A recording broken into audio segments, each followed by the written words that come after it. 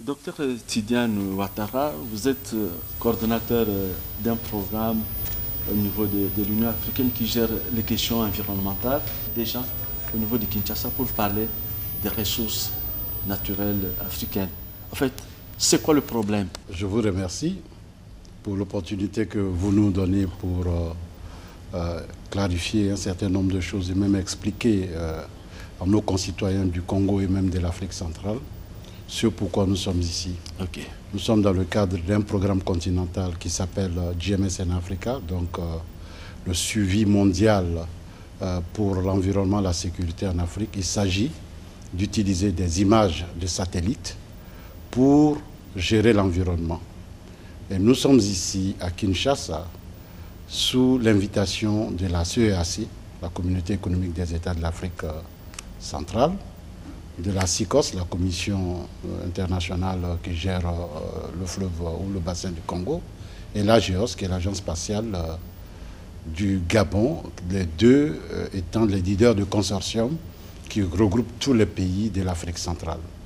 Donc nous sommes ici, nous avions été ici pendant les 3 derniers jours pour regarder ensemble, tirer les leçons de la première phase du programme, mais également entrevoir dans la deuxième phase les priorités et comment on va renforcer le partenariat entre les différents acteurs. Observer l'environnement africain, ça pose un problème de technologie. Or, tous les pays ne sont pas logés à la même enseigne. Comment ça se passe? Justement, et vous avez une très belle question. C'est la raison pour laquelle le volet formation est très important dans le programme. Voyez-vous, l'agence spatiale gabonaise existe, donc le seul pays en Afrique centrale ayant une agence spatiale, donc habitué, connaissant la technique du traitement des images satellites, travaillant avec la CICOS et d'autres institutions, il y a un transfert de connaissances. Et GMS en Africa est un appui de l'Europe. Donc nous avons de grandes institutions européennes telles que UMETSAT, JRC, le Centre commun de recherche, qui sont habitués et qui forment beaucoup de jeunes Africains parce que cette science est relativement nouvelle. Hein. Elle se fait depuis plusieurs années, mais elle n'a pas encore la masse critique.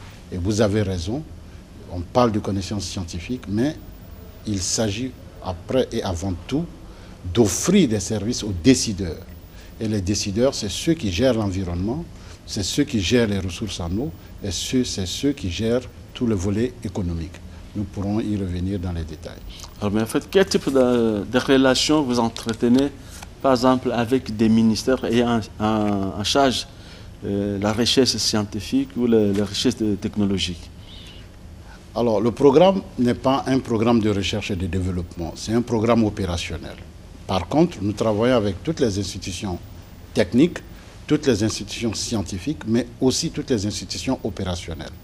La CICOS, par exemple, est une institution opérationnelle qui s'occupe, par exemple, de favoriser et de renforcer la sécurité pour la navigation.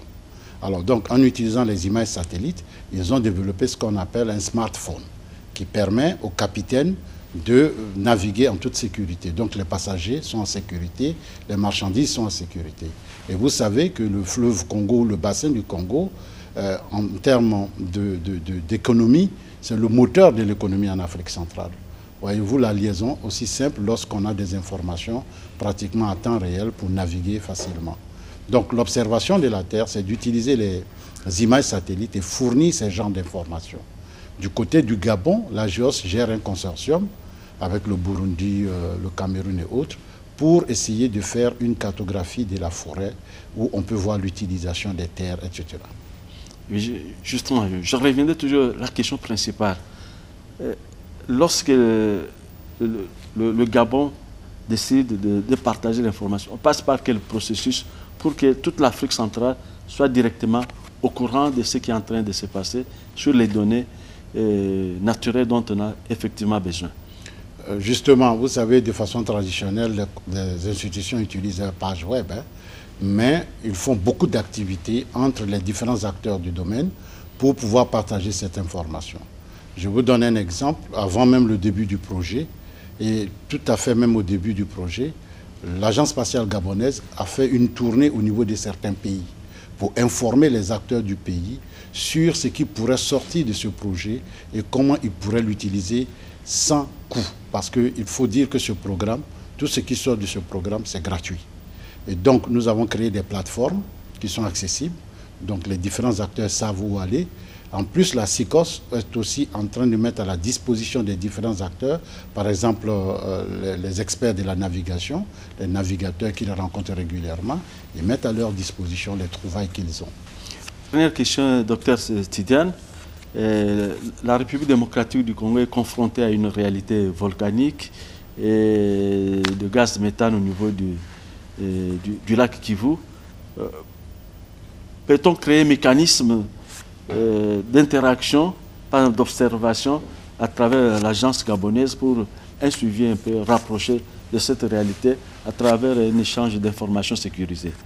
Oui, tout à fait. Et vous tapez en plein dans le mur. Hein. Je dirais qu'il y a une charte entre les agences spatiales dans le monde entier.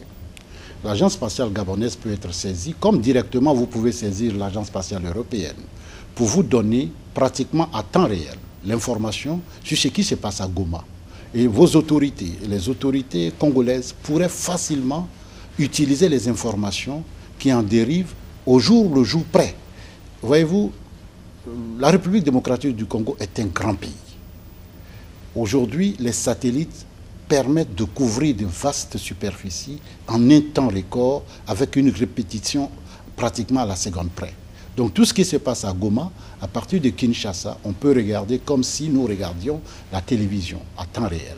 Voilà, donc il y a ce que nous appelons l'utilisation de l'observation de la Terre pour la gestion des catastrophes naturelles. Il y a ce qui se passe à Goma en ce qui concerne les laves, il y a aussi les inondations, etc. Docteur Tidiane, je vous remercie. Je vous en prie, le remerciement est à vous. Merci beaucoup.